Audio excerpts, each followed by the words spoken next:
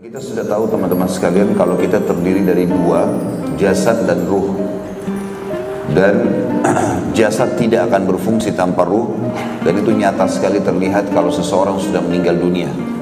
Yang tadinya bisa bergerak, bisa bernafas, bisa melihat, bisa merespon, maka dengan keluarnya ruh dari jasadnya maka tidak akan ada lagi fungsinya. Bahkan jasad ini bisa rusak dan membusuk hanya dalam hitungan jam saja kalau ruh sudah keluar. Mati bagi seorang mukmin adalah awal segalanya. Tidak ada yang perlu disedihkan. Kita tidak perlu takut menghadapi kematian. Dan ini yang difahami oleh kaum salafus saleh dulu, dari para sahabat, dari para tabi'in. Mereka sangat faham mati itu justru awal segalanya, bukan akhir segalanya. Karena dia akan pergi menuju kepada kehidupan abadi. Dan apapun yang sudah dia usahakan selama di dunia, dia akan panen di sana. Maka mati sebuah kebahagiaan bagi orang beriman. Suka tidak suka dia akan datang, dan dia awal segalanya bagi orang beriman. Dia akan menjadi akhir segalanya itu bagi orang kafir. Akhir segalanya bagi dia, karena sudah tidak ada kesempatan untuk memperbaiki. Mereka akan menyesal. Makanya Allah ingatkan dalam ayat Al-Quran, A'udzubillahi minasyaitonirrajim, wala tamutunna illa wa antum muslimun. Jangan sampai kalian meninggal dunia kecuali dalam keadaan Islam. Itu sudah modal itu. Meninggal dalam keadaan kafir, selesai urusannya. Walaupun anaknya ingin berbakti, mau menyelamatkan orang tuanya, tidak akan mampu. Tidak ada yang bisa menolong lagi. Orang kafir dalam banyak ayat Al-Quran, wa na'udzubillah, mereka pada hari kiamat menyesal, tapi tidak ada gunanya lagi penyesalan tersebut. Makanya harus difahami poin-poin seperti ini. Kata Imam Qurtubi rahimahullah, proses keluarnya ruh dari jasad, pada bab ini kata beliau diterangkan bahwa menjelang dikeluarkan ruh seorang mukmin maupun kafir dari jasadnya, ada pemberitahuan terlebih dahulu. Dan sesudah dicabut, maka ruh itu akan dibawa naik ke langit.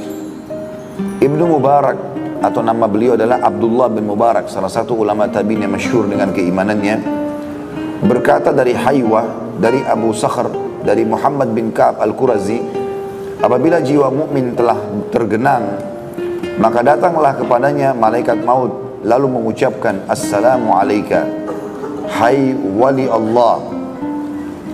Allah mengucapkan salam untukmu. Kemudian dia pun mencabut nyawanya. Demikian sebagaimana dinyatakan dalam Al-Quran, dalam surah An-Nahl ayat 32. A'udzubillahi minasyaitonirrajim. Alladzina tatawaffahumul malaikatu tayyibina yaquluna salamun alaikum udkhulul jannata bima kuntum ta'malun. Orang-orang yang diwafatkan dalam keadaan baik oleh para malaikat, dan para malaikat mengatakan kepada mereka, salamun alaikum, keselamatan buat kalian. Masuklah kalian ke dalam surga, atau masuklah kamu ke dalam surga disebabkan apa yang telah kamu kerjakan. Jadi ini tafsir dari surah An-Nahl ayat 32 disampaikan oleh Ibnu Mubarak rahimahumullah, bahwasanya malaikat akan mengucapkan kalimat tersebut dan menyampaikan salam Allah kepada orang beriman. Abdullah bin Mas'ud radhiyallahu anhu juga menjelaskan, apabila malaikat maut datang untuk mencabut ruh seorang mukmin, maka dia berkata kepadanya, Tuhanmu mengucapkan salam untukmu. Jadi karunia yang luar biasa. Kita kalau mendapatkan salam dari seseorang yang kita hormati, saya dari kalangan manusia sudah gembiranya luar biasa. Bagaimana orang beriman dalam kondisi dia ketakutan ruhnya keluar, lalu dia mendapatkan salam dulu dari Allah, kemudian baru dicabut ruhnya.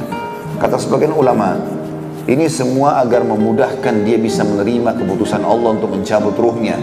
Karena memang ada proses sakarat. Proses pencabutan ruh itu akan ada dari tubuh.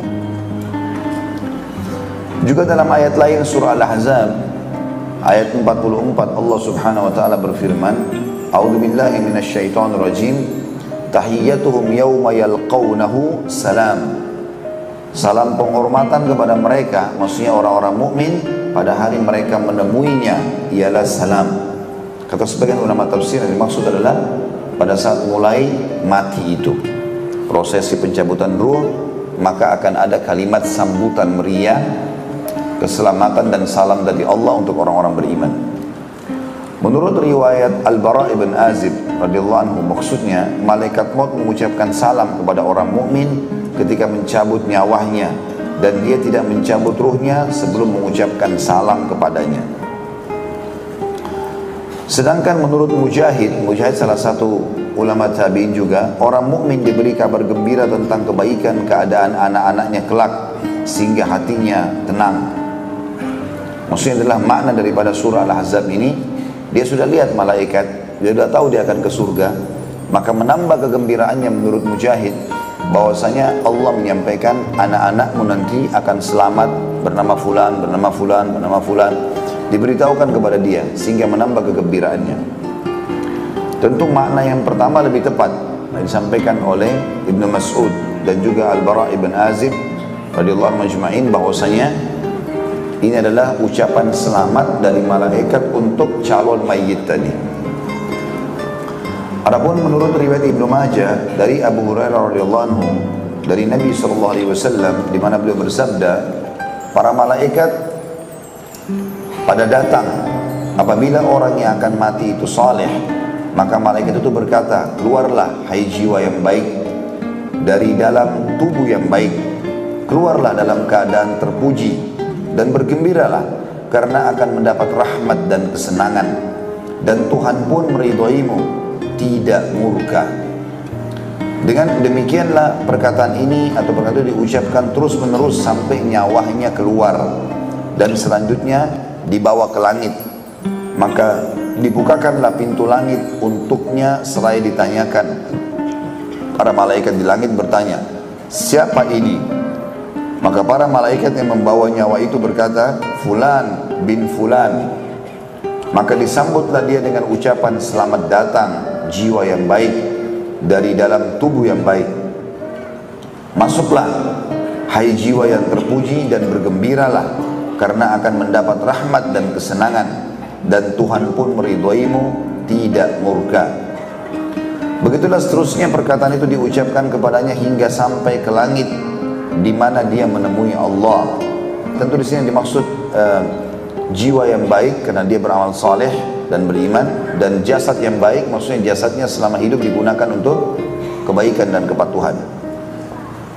Begitulah seterusnya perkataan itu diucapkan kepadanya hingga sampai ke langit di mana dia menemui Allah. Tetapi jika orang yang mati itu manusia jahat, maka malaikat maut berkata kepadanya, dan maksud manusia jahat adalah dua, orang kafir dan orang fasik. Jadi orang fasik artinya orang muslim yang banyak dosanya, prosesi kematiannya sama dengan orang kafir. Keluarlah hai jiwa yang busuk dari dalam tubuh yang busuk, keluarlah dalam keadaan tercela dan bergembiralah dengan mendapat air yang sangat panas, air yang sangat dingin, dan berbagai macam azab yang serupa dengannya. Perkataan seperti itu diucapkan terus sampai nyawanya keluar, kemudian dibawa ke langit dan diminta bukakan pintu. Maka ditanyakan oleh para malaikat di langit, siapakah ini? Maka malaikat yang membawanya mengatakan, Fulan. Jawab malaikat yang membawanya. Maka disambutlah dengan ucapan, tidak ada kata selamat datang untukmu, hai jiwa yang busuk yang berasal dari dalam tubuh yang busuk. Kembalilah kamu dengan terhina, pintu langit tidak akan dibukakan untukmu. Maka nyawa itu dikembalikan dari langit ke dalam kubur. Hadis ini disebutkan oleh Ibnu Majah dan disahihkan oleh Syekh Albani dalam Shahihul Jami' di nomor 1968. Hadis ini diriwayatkan oleh Ibnu Majah dari Abu Bakar bin Abi Syaibah, dari Syabab bin Siyar, dari Ibnu Abi Dhi'b, dari Muhammad bin Amr bin Atha, dari Sa'id bin Yasar, dari Abu Hurairah radhiyallahu anhu. Ini memang isnad yang sahih dan thabit atau otentik. Tokoh-tokohnya disepakati oleh Al-Bukhari dan Muslim. Selain Ibnu Abi Dhi'b, dia hanya disepakati oleh Muslim saja. Maknanya adalah bahwasanya hadis ini sangat jelas, sahih, diterima oleh semua ulama, dan kaum muslimin harusnya meyakini dan mengkonsumsinya, dipakai dalam realita kehidupannya sehari-hari. Kalau memang orang mukmin akan seperti ini prosesi kematiannya, dan juga orang kafir dan fasik akan seperti itu. Dan setiap orang di antara kita tidak bisa luput. Bahkan tidak ada jaminan hari ini kita masih bisa melanjutkan hidup kita atau tidak. Kemudian dikatakan sementara itu lanjutannya Muhammad bin Amr dari Sa'id bin Yasar dari Abu Hurairah radhiyallahu anhu dari Nabi SAW bahwasanya beliau bersabda, sesungguhnya orang yang akan mati dihadiri para malaikat. Apabila dia orang saleh, maka para malaikat itu akan berkata, keluarlah hai jiwa yang baik. Berarti bukan hanya malaikat maut, tapi ada banyak malaikat-malaikat yang datang kepadanya. Juga riwayat Imam Muslim dari sahabat yang sama, Abu Hurairah radhiyallahu anhu juga berkata, apabila nyawa orang mukmin keluar, maka dijemput dua orang malaikat yang terus membawanya naik. Dan ini disebutkan dalam Sahih Muslim nomor 2872. Hammad berkata, dan seterusnya Abu Hurairah menyebutkan tentang keharuman aromanya bagikan minyak misk atau kasturi. Maka para penghuni langit pun berkata, inilah nyawa yang harum datang dari bumi. Semoga Allah merahmati kamu dan jasadmu yang telah kamu diami. Nyawa itu kemudian dibawa kepada Tuhannya. Maka dia, Allah, menitahkan, bawalah dia sampai ke batas terakhir. Maksudnya di langit yang ketujuh. Adapun orang kafir, apabila nyawanya keluar, maka kata Hammad, selanjutnya Abu Hurairah radhiyallahu anhu menyebutkan tentang betapa busuknya baunya, sehingga dikutuk oleh semua makhluk yang dilewati sepanjang jalan. Maka berkatalah para penghuni langit dari malaikat, inilah nyawa yang busuk datang dari bumi. Wa na'udzubillah. Kata Abu Hurairah pula, maka diperintahkanlah, bawalah dia sampai ke batas terakhir. Sampai di sini Abu Hurairah mengatakan Rasulullah SAW menutup secari kain tipis yang beliau pakai pada hidungnya begini. Ya, maksudnya Nabi SAW mengambil kain dan menutup hidungnya. Dan dari Qatadah tentang tafsir firman Allah Subhanahu wa taala dalam surah Waqiah ayat 89, maka dia memperoleh rahmat dan kesenangan. Dia mengatakan bahwa rauh atau rahmat yang dimaksud ialah kasih sayang, dan raihan kesenangan. Maksudnya dijemput oleh para malaikat ketika meninggal dunia. Farauhun wa raihanu jannatu na'im, ya, dalam surah Al-Waqiah. Adapun mengenai orang kafir, maka menurut riwayat Ibnu Juraij dari Nabi SAW bahwasanya beliau pernah berkata kepada Aisyah radhiyallahu anha dalam tafsir atau tentang tafsir firman Allah Subhanahu wa taala dalam surah Al-Mu'minun ayat 99, demikianlah keadaan orang-orang kafir apabila datang kematian kepada seseorang dari mereka, dia mengatakan, ya Tuhanku, kembalikanlah aku ke dunia. Nabi SAW bersabda, apabila seorang mukmin melihat para malaikat, maka mereka berkata kepadanya, maukah kamu kami kembalikan ke dunia lagi? Maka si mukmin menjawab, ke negeri kesusahan dan kesedihankah? Lalu dia katakan pula, teruskan menghadap kepada Allah. Adapun orang kafir, maka para malaikat berkata kepadanya, maukah kamu kembali ke dunia? Maka dia menjawab, ya, kembalikan aku ke dunia agar aku berbuat amal saleh, sebagaimana dijelaskan dalam surah Al-Mu'minun ayat 99 sampai ayat 100. Orang beriman tidak akan pernah mau kembali ke dunia. Begitu dia sudah meninggal, dia sudah tahu surganya, tidak akan pernah mau kembali.